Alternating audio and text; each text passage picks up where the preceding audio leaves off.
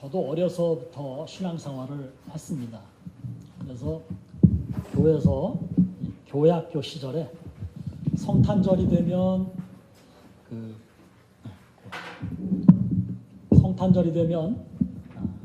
성탄절 발표회를 해요.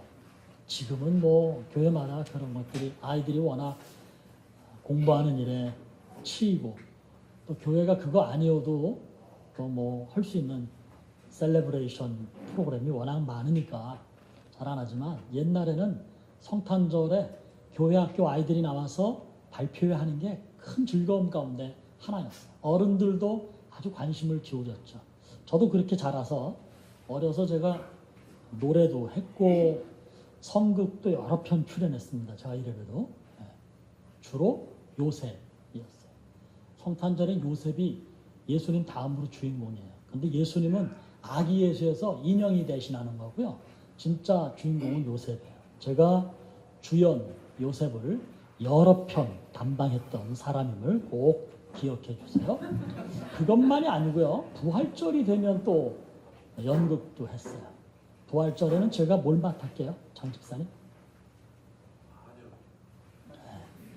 장 집사님은 대답을 못하고 남편은 저보고 뭐 하인이라고 하네요. 가정이 그런 모양이야.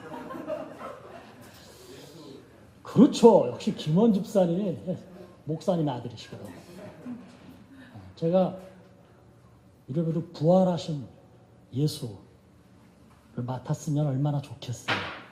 부활절에 제가 다녔던 교회에서는요, 이 나사로의 사건을 연극으로 꾸몄어요. 예준아, 그럼 목사님이 뭘 맡았겠냐? 그렇지. 여러분, 나사로가 주인공인데요. 참 피곤한 주인공입니다. 왜냐하면 나사로가 부활하는 사건의 연극은 그 주무대가 어딘가 하면 동굴이에요. 그리고 나사로는 동굴 속에서 천으로 온몸을 칭칭 감은 채 시체로 누워있다가 밖에서 예수님이 나사로야 나오너라 한마디 하면 이 간신히 남의 도움을 받아서 몸을 일으켜서 밖으로 쭈뼛쭈뼛 나오는 게 그게 이제 나사로고요. 예수님의 말씀이 끝나면 누가 이제 이걸 다 풀어주면 그때야 비로소 빛을 보는 그게 이제 나사로의 역인데 한 번은 제가 그 역할을 맡은 적이 있어요. 좀 하기도 힘들었고 연극을 올리기도 힘들었지만 죽은 나사로의 역을 감당하기도 아주 힘들었던 기억이 있습니다. 오늘 부활주일인데요. 예수님께서 십자가에서 죽으시고 사흘을 무덤 속에 머무시다가 다시 부활하신 날, 이날에 여러분들과 함께 나누고자 하는 말씀은 예수님이 죽었다가 다시 사시기 전에 한 번 더 세상 사람들에게 죽음이 무엇이며 다시 사는 것이 어떤 것인가를 보여주신 나사로의 부활 사건입니다. 나사로의 부활 사건은 실제로 예수님이 십자가를 지시기 직전에 행하셨던 이적이고요. 신약 성경에는 네 복음서에 예수님이 행하신 많은 이적 사건들이 나옵니다. 한 30여 개의 이적, 즉 평범한 상황이 아닌 비범한 상황에서 보통은 일어날 수 없는 기적들을 예수님이 일으키셨어요. 그런 것들을 이제 이적이라고 표현하는데 약 30여 개의 이적이 있어요. 그 가운데는 뭐 오병이어, 물고기 2마리와 떡 5덩어리로 5,000명을 먹인 사건도 있고요.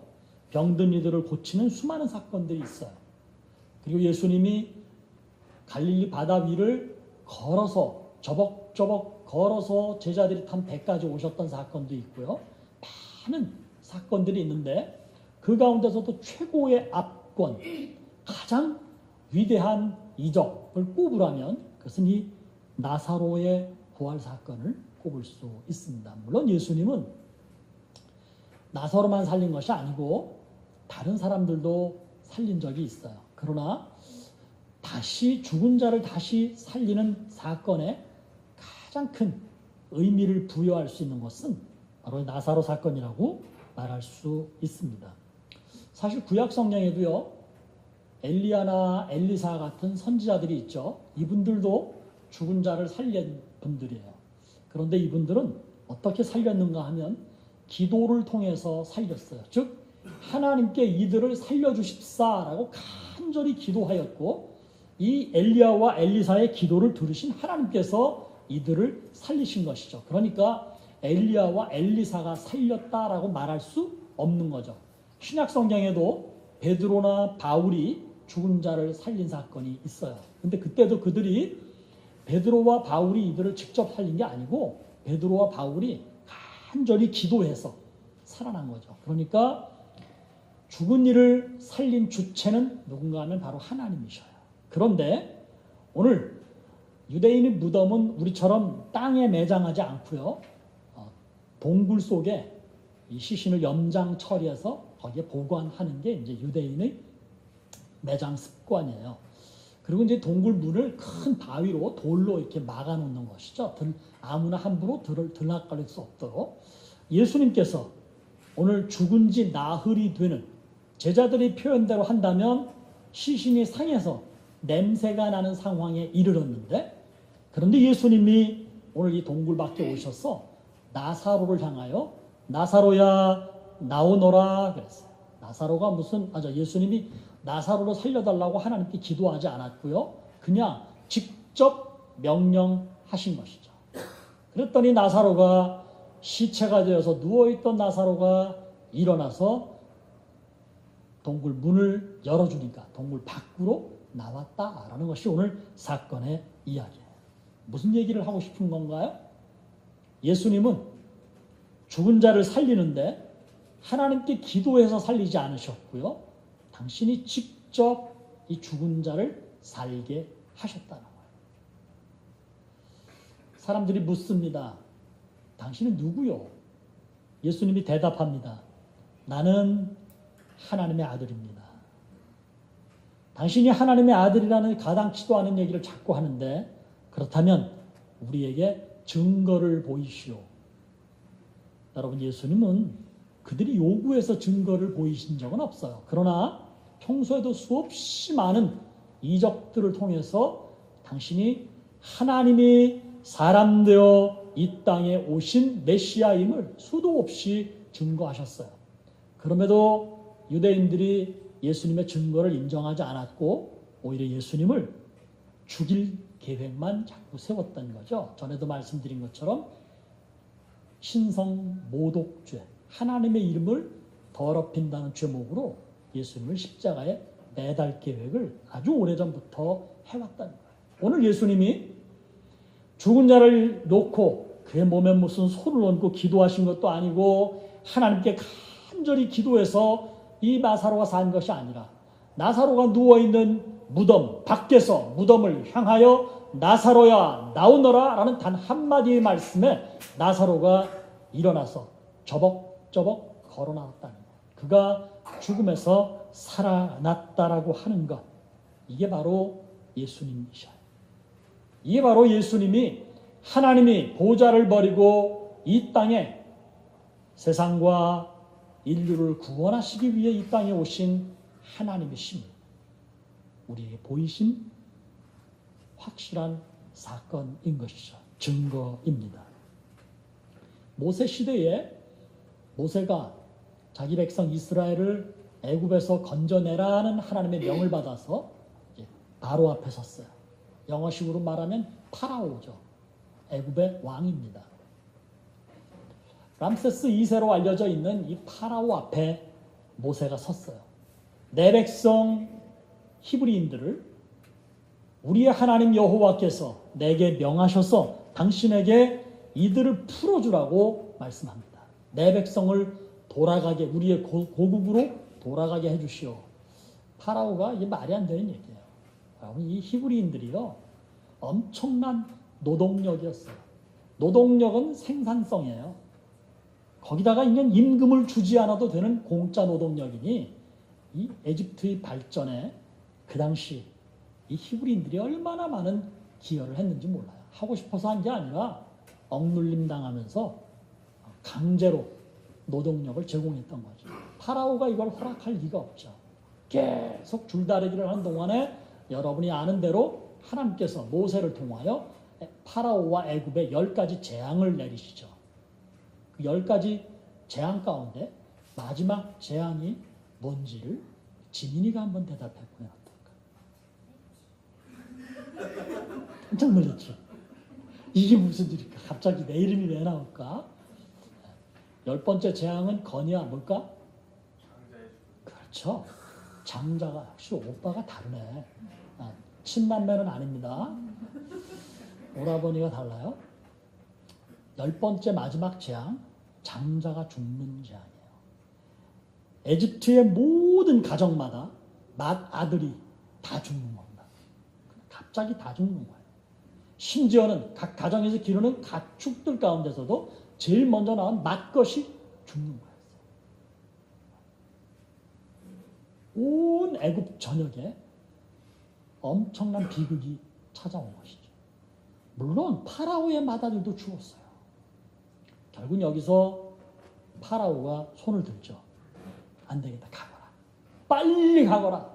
그래서 이제 이 히브리인들이 탈출했어요. 그런데 애굽인들은 집집마다 맏아들이 다 죽었는데 히브리인들, 즉 이스라엘의 집에서는 아무도 죽는 일이 없었어요.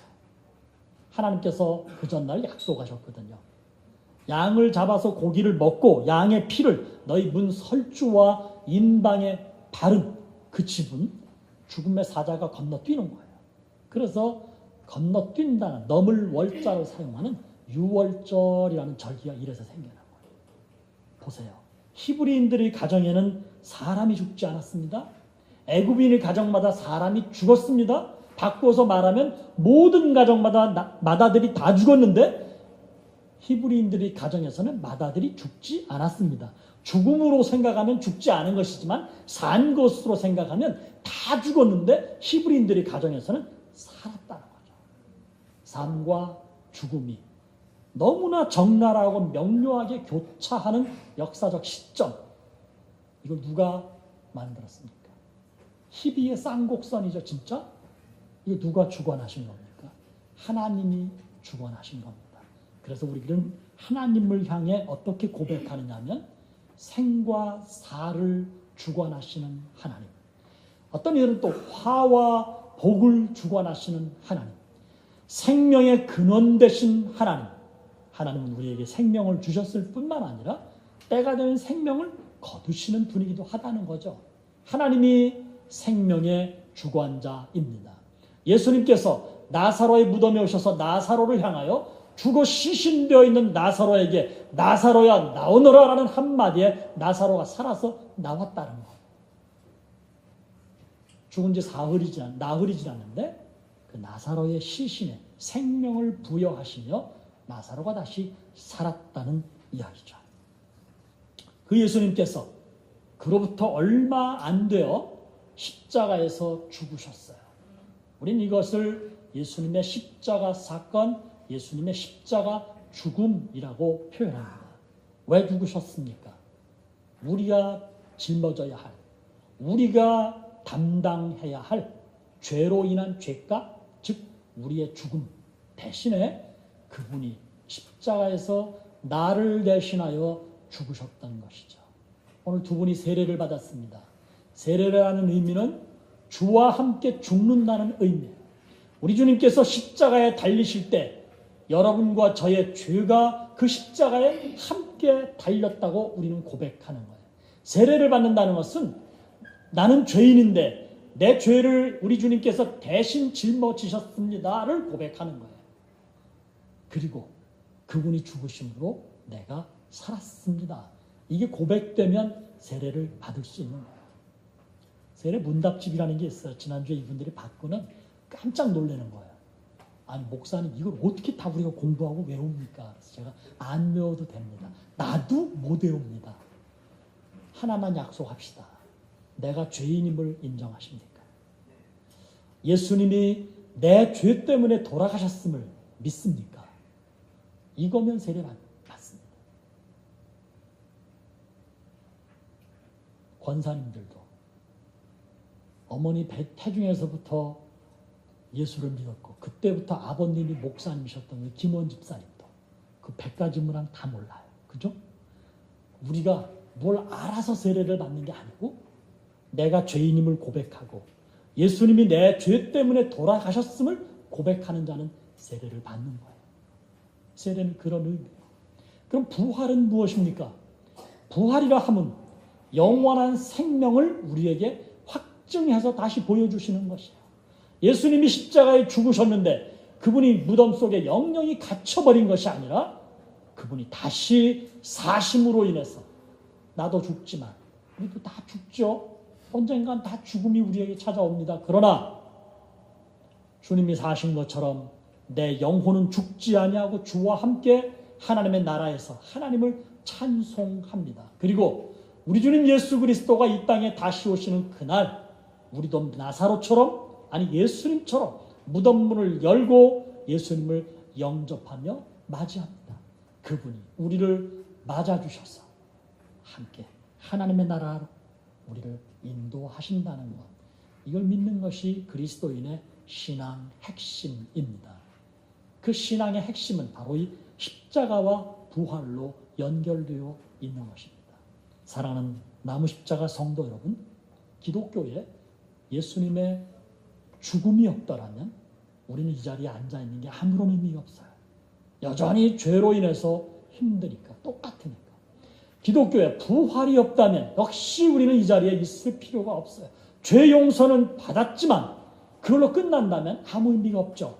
죄 용서를 받아 새로운 삶, 뉴 라이프를 살아가는 우리에게 부활의 주님이 우리도 부활한다는 영원한 생명을 확증해 주셨기 때문에 오늘이 바로 그 부활의 날입니다.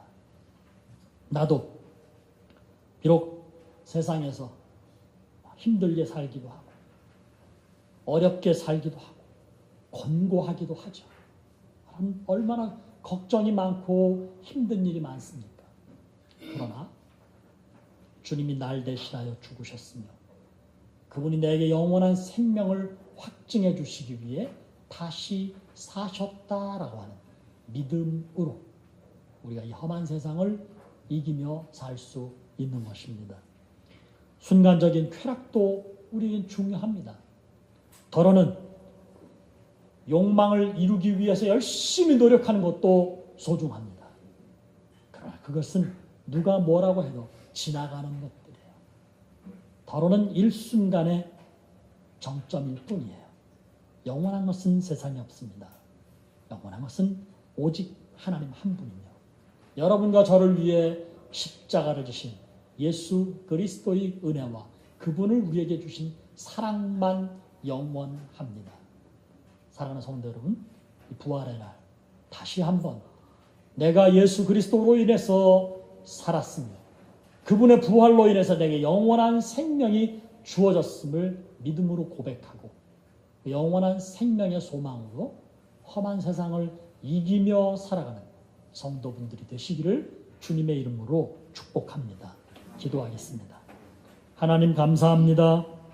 우리 주님 무덤 문을 열고 다시 사신 부활의 날 십자가의 의미를 새기고 부활의 의미를 통하여 내게 주신 영원한 생명에 진심으로 감사합니다. 사랑하는 나무 십자가의 성도 모두가 험한 세상이지만 예수 그리스도의 은혜로 살고 있음을 잊지 않게 하옵시고 때때로 곤고함이 닥치지만 하나님은 여전히 나를 사랑하신다는 확신으로 살아가는 영생의 존재들이 되게 하옵시며 그 영생의 믿음으로 살아가게 해 주시옵소서. 예수님의 이름으로 기도드립니다. 아멘.